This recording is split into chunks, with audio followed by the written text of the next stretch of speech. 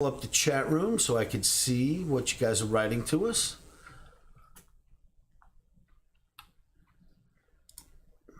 Upcoming is our chat room right there. Come on, chat room. There it is. So there it is. I gotta pop it out. And go to live messages. All right, so okay, traders, hello and thank you for tuning in to Tales from the Pit. Last time we spoke, let's see where I left you off. If I remember, I left you off with this. I had to get a lease. I had to get a seat lease for the COMEX to become a broker. I had quit my job after being mentored, and I was going to be put in the trading pit, and I had sponsors, and I had a guarantee, and I had to go get a seat lease. And I told you I went to John Loeb Jr. from Loeb Road, Shearson and Lehman, the only seat holder left in New York State that had a seat that I could possibly lease. And I went to see him, and he said no, and he dragged me around to 3 lawyers. This is everything I told you about in my last episode. 4 lawyers, in fact, if I remember right. And then he still denied the lease, and I got angry, and I slammed my briefcase and started yelling at him, and I walked towards the elevator, and he calls me back and says, hey, no one's ever treated me this way before. I can't believe you did, but I will give you the lease. That's where we left off. So to become a broker on the exchange, you need, as I mentioned in our last episode, you need 3 sponsors. Then you need a clearing firm that will guarantee you. And then you need to have, back in the 1980s, you had to have minimum $10,000 cash. So I've got everything else I need at this point. Sorry, honey, I had to reach over you. That's all right. I would have handed it to you. So I have the 3 names that are going to back me. Thank you, gentlemen. Now I've got a clearing firm willing to put money in my name, but not the money you need for the exchange. It's called a guarantee. So they kind of hold you harmless. And you've got to come up with money. So you remember I broke up that cement for 2 weeks and got my head straight and figured out I want to become a broker, and went through all that rigmarole of trying to get there and started doing my broker training. Now it's Friday afternoon.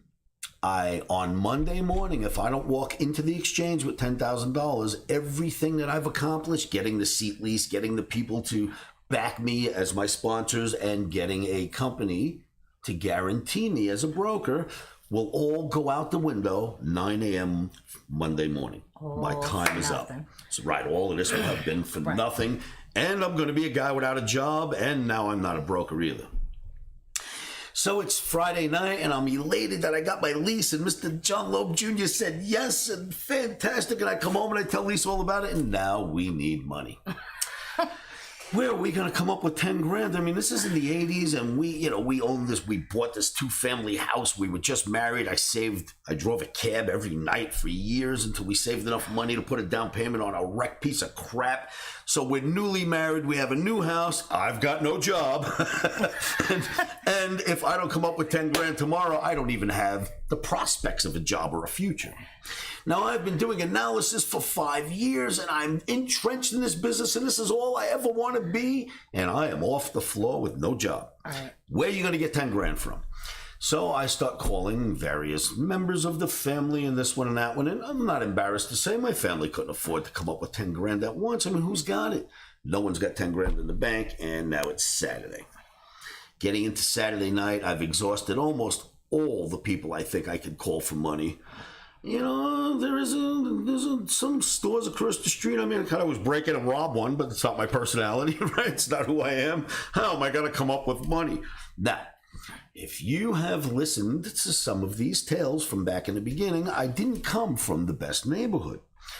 So let's take this back a little bit. I think I'm 13 years old, and it's about 12:30 at night. I've already missed my curfew, and Dad's kicking my ass when I get home. I already know that because it's past 11:30. I might as well stay out till 4 in the morning, right? Trouble's trouble. So when your curfew is midnight, well, mine was 11:30. When your curfew is 11:30 And if you're going to come home at 12 and get your ass beat for that, you might as well come home at 4:30 in the morning. What's the difference, right? So that's the way I used to handle going out. Let's leave it. Okay.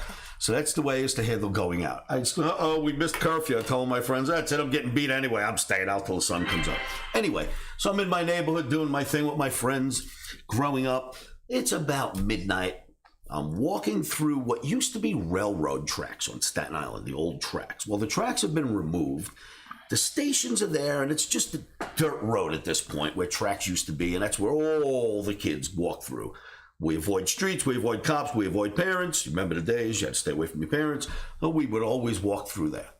That was hoodlum walk, I guess. So I'm walking about midnight. It's pitch black. There are no lights. I mean, the only light you have is moonlight when you walk those tracks.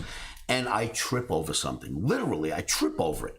And I get up and I go, what on earth? And I turn around and it's a person. And well, I look at him, I shake him. He starts to wake up. It's a drunk kid my age. I'm like, oh my God, I recognize you from school. What are you doing? I help him up. I put my arm around his arm and I drag him all the way to my house, which is like 3 blocks from the tracks. Bring him to my house, trying to give him coffee, trying to wake him up. I got to bring him home to his parents' house. Well, we're all friends in the neighborhood. His parents are going to know me. We're dead. You know what I mean? I don't know what I'm going to do with him, but my parents find him drunk. We're even deader. So I'm trying to get him as straight as I can. And after a cup of coffee, and I'm slapping him around a little, I go, come on, we got to go to your house. So I take him and we walk 10 blocks to his house. I don't know how he makes it. He's all stumbling. We finally get to his house.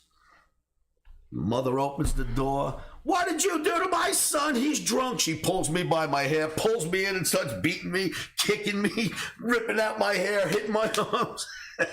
I'm going, all I did was bring him home, I swear. I didn't drink. Anyway, I fight my way out of the door and he's getting in trouble. You remember? Right? Yeah. So I fight my way out of the door and I'm like, damn. So I see him the next day in school. And he's like, oh man, I thank you so much. We become fast friends from this point, me and my friend Knobs. So as time starts passing, we get a little older. He's very mischievous. He breaks windows and throws rocks at cars from the top of the highway. He's a nut, right? Does all kinds of stuff that juveniles do. But as we start to get a little older and paths start to change, he becomes a drug dealer and I become a guy on the trading floor. All right, these things happen. He's still my friend. I give him a call. Hey, Knobs, come over to my house. I got to speak to you about something. He's a friend of mine since, I've met him on the tracks that day. And now I'm literally 21 years old, so much time has passed and we're still friends. And he comes over and I said, listen, I've got a situation. I tell him all about this. I got the lease, how I got it from John Loeb Jr., where I stand now, how Dominic wanted me to take the fall for a big error I didn't create. And I've got a reputation. I go through the whole 9 yards with him. And he's sitting there listening and he says, so what do you need? I said, I need $10,000 cash by tonight. It's Saturday night. If I don't have it by Sunday, if I walk in Monday morning without it, I'm gone. He goes, you need $10,000? What are you, crazy? What do you expect to give me back? I said, I will give you back $13,000 in 1 month on a $10,000 loan. You lend me 10, I promise you I'll make enough money in that pit to give you $13,000 in 1 month. 1 month. We're paid. And he said, Oscar, was an Oscar. He said, Mike, I would say no to my father for $10,000, but I've been watching you since we're kids. I know what you're doing on the floor. I'll back this. And with that, he goes home. He comes back about an hour later with like a paper bag that you would take to lunch, a sandwich bag. Right. And it's filled with 10s and 20s and 5s and singles all wrinkled up. It's 10 grand mashed in a bag. So we throw it out on the bed and we're counting it and flattening out the money. And finally, there's 10 grand in the stack. I have my money. I've got the seat lease. I've got the 3 sponsors. I have a guarantee and I've got 10 grand. Oh my God, this is it. I wake up Monday morning, put my suit on, take my bag full of money, literally, it's a lunch bag full of money, and I'm so damn green I don't know better. Off to the exchange I go. I show up in the morning and I drop my $10,000 bag on the counter and I go, here's my money, and they'll go, and Oscar, they look in the bag, what is this? So that's my money to get in the ring. Get out of here, you can't have cash, you go put this cash in the bank and bring us a check. I'm like, a check? You know what do you mean check? We get cash for drug dealers, not checks. So I put it in the bank, come back with a check. They took the check and boom, I went into broker training. And I was already in broker training. It continues on. While I'm in broker training, 2 sessions into broker training, what happens is they create an actual live trading session after the market closes with all the new trainees that are becoming brokers, and a lot of professional brokers stand around in that circle behind them and create the market and teach the kids how to trade. It is not an easy job. Just not anyone can do it. You've got to be grace under pressure. You've got to be able to add and subtract in a split second in your head without ever being wrong. And you have to always maintain your composure. I mean, there's a lot of pressure there. 2 sessions of me acting as a new broker, all the brokers already knew me from 5 years of being a ring clerk, and they knew how good I was. They're like, Oscar, stop, you're killing us. Come on this side with us. You come on the broker training side. We'll train the kids. You can help us. I literally was helping to train the new broker trainees while I was a broker trainee. I was that good at what I did. And I get my chance to finally go in the pit 2 weeks later. That's because you're being a ring clerk is as close to being a broker, because you stood in the pit handing orders in. So you are absolutely right. When you are a ring clerk, which is someone who stands behind the backs of all those brokers and all those trading desks that you used to see on the trading floors when you would see pictures of film of the trading floors with all those phones. Well, you've got kids grabbing orders. Hello, how many you want to buy? 10, thank you, hang up. How many you want to buy? 12, thank you, hang up. They take a stack of orders and run them out to you. They hand them to me, and I've got to make sense of it. What price is the order? Who gets the order? Well, clerks just keep coming at you from every direction. They just keep coming and handing you stacks of orders. Markets are flying. Brokers are screaming. You have to be grace under pressure. You cannot crack. I swear to you, they used to call me La Machine, because the last thing you would see me do is panic during a panic moment. I would just be smiling and happy Jack. You know, I was able to handle that pressure. So with that experience, I get to step in the ring green. Brand new broker. And I step in the ring on a Monday morning, and I promise you that by the 3rd week in that trading pit, I already had made his $13,000 back. I had like $23,000 in my account. At the end of the week, I call him up. At the end of the month, I call him up. Knobs, come on over. He comes over, and I give him the $13,000, and he's hugging me. He's like, this is the best money I've ever made. This is the quickest money. He's loving me, right? 13 grand in a month. So with that, now I still have my $10,000 in my account. I gave him 13, and I'm good to go. But you remember that I told you I gave Dominic loyalty for 5 years I probably wouldn't have given to my own dad. And then he asked me to take the fall and ruin my reputation for his little junkie cousin, brother-in-law he was, little junkie brother-in-law. And I flip out and quit. Well, now I pay my buddy back, and I walk up to Dominic, who loved me like a son. I mean, he was crying the day I quit. And he's like, oh, I'm so glad to see that you're doing well. You're such a great kid. I wish you would have come in and let me make you my local. I said, Dominic, I've got a problem. Oh, what's your problem? I said, listen, you know where I come from, right? I come from this bad neighborhood. Well, I borrowed $20,000 from the mafia to become a broker, and I lost it. And I need 25 grand right now. 20 for the broke, 20 that I got to pay off, and 5 to put in my account. And he looks at me and goes, oh my God, that can't happen, and writes me a check for 25 grand and hands it to me. And I'm like, yes. Because what the hell? He sure did end my career with him and asked me to do something really ugly. You know, this is my moment to get that money back. So life was completely altered. He gave me that 25 grand, and then I had 35 grand in my bank, in my trading account. So me, I'm a poor kid. I never had that kind of money in my life, and I run it all the way up to $85,000. Right? Brand new broker, the most money I ever had in the world. As far as I'm concerned, I'm richer than the Fed. You know what I mean? I'm a poor kid. Look at the amount of money I have. So, you got to do that, Mikey, or do something, please? All right, so I get my account up to $85,000. There's a few months, a month or two passes. And it's a Monday, 85 grand. I hit it on a Friday. First time in my life, like I just said, I got all this money, and I'm as excited as can be. So Friday, I come home, have a great weekend. I go on the floor on Monday. My account goes from 85 to 75. By Tuesday, it's 70. Wednesday, it's 50. On Thursday, I swear there's $5,000 left in my account. 5, that's it. So I call up Lisa. Hey, Lisa, what are you doing? She goes, I don't know. What are you doing? I said, well, I don't know about you, but I'm going to Cancun tomorrow. I got $5,000 left. I am taking it out of my account. I'm buying tickets to Cancun. F this world. I'm going down in the blaze of glory. And off to Cancun I went with my last $5,000. That's it. If I'm going broke, I might as well go broke in style. So I know that when I come back, that's it for me. That's it. I got no money. That's it. You have no money. You're not allowed to be a broker. I take $5,000 to Mexico at the time where the peso and the US dollar were like apart from one another. That $5,000, we went down there, we partied as hard as we could, right, Lisa? Yep. We were throwing the money in the air, we were throwing it in the fireplace, giving it to kids for chiclets, buying everything we can buy. And at the end of the vacation, I still had $2,500. I couldn't get rid of it. There was just no way to spend it there.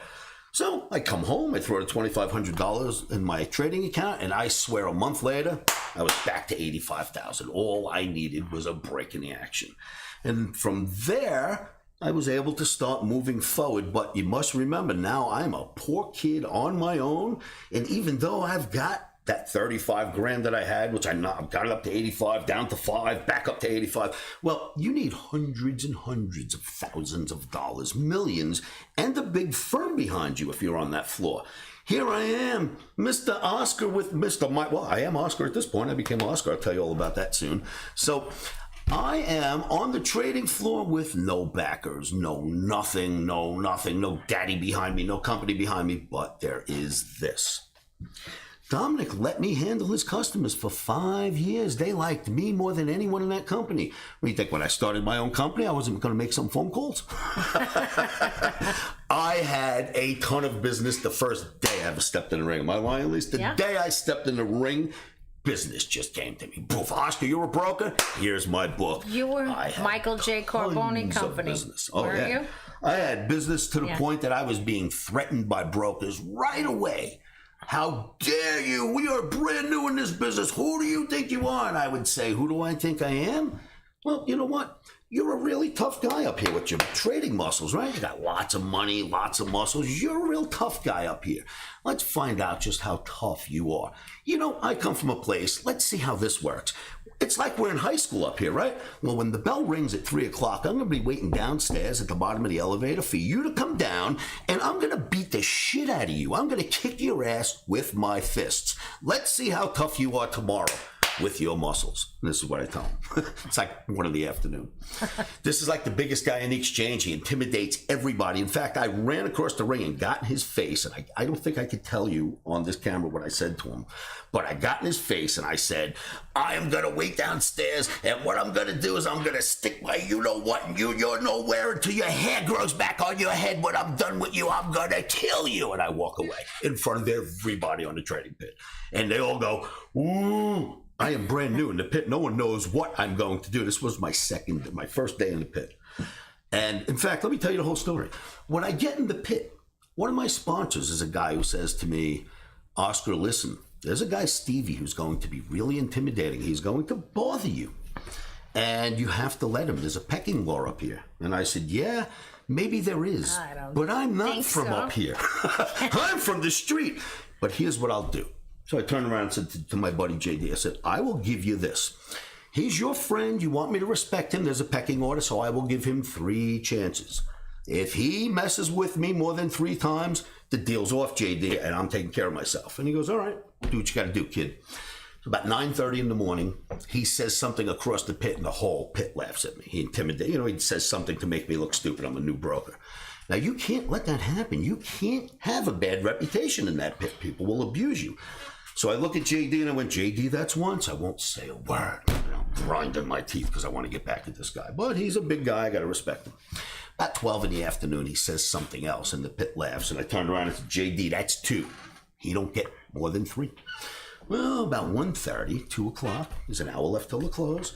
He says something to me again. And I went, JD, that's 3, that's it. And I take my pad and whip it up in the air and march across the pit and walk right up to this guy and hit him with my chest to chest. I smacked into him and I went, you little MRFer. I'm going to wait downstairs like a high school kid. When you get off that elevator, I'm going to beat the shit out of you. I'm going to stick my you-know-what up your you-know-what until your hair grows back on your effing bald head. And I walked away from him. I swear I said those words, but worse, with profanity. And the pit didn't know what to do with me. They're like, this is a brand new kid that's screaming at the top guy in the pit, and he's going to beat his ass later. They didn't know what to do with me. So right around 3 o'clock, right before the bell's going to ring, actually it was 2:20 when the bell rings. Right around 2:20, this guy steps out of the pit, runs over to me. Oscar, I swear I was just trying to intimidate you. You're such a good kid. I would never ever want to do this to bother you again. I swear, please don't wait for me downstairs. He was almost crying.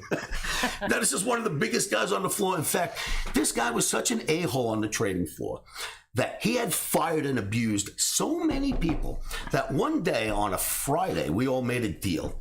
Someone went out and bought 10,000 shirts that all said, I was fired by Stephen Wilner. That was his name.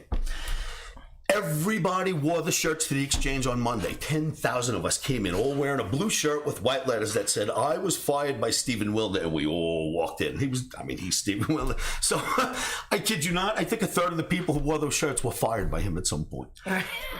Now, there's so many other stories, but let's fast forward to the end of the line.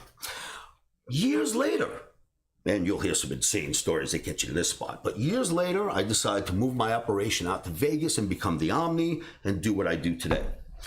I move out to Vegas. I'm here for 10 days, and I call a cab. I see a cab. I pull it over.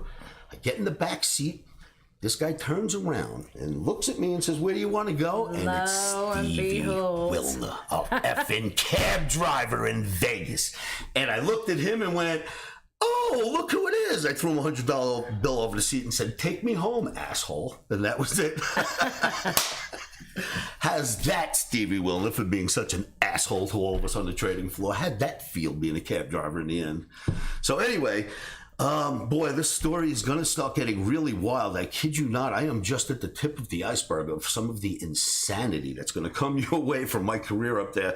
And why I bring Lisa in is she's my memory. And anything I can't get right, I never lie. She's there to make sure that I get the facts straight. She's been part of everything I've done since I started. In fact, Lisa got me my first job on the trading floor. I didn't even know it existed. She got me the job through her friends at Prudential Bay. So thank you for that. Started my career, baby. So with that... I wasn't poor until I got married. Well, that's true. Here's a girl I met who drove a Porsche. From the right side of the tracks. I'm on the wrong side of the tracks, and I'm telling her, you know, baby, listen, if you end up with me, the best I may ever live is probably the worst you've ever lived already. That might be my highs. You know what I mean? You really want to be with me. But here we are. Here we are. All right, so I'm going to end there. Kids, thank you so much for tuning in. We will do this again on Monday. Tales from the Pit. Thank you so much. That was fun. That was great. Funny memories. See you later, kids. All right. Bye, everybody. Have a great weekend.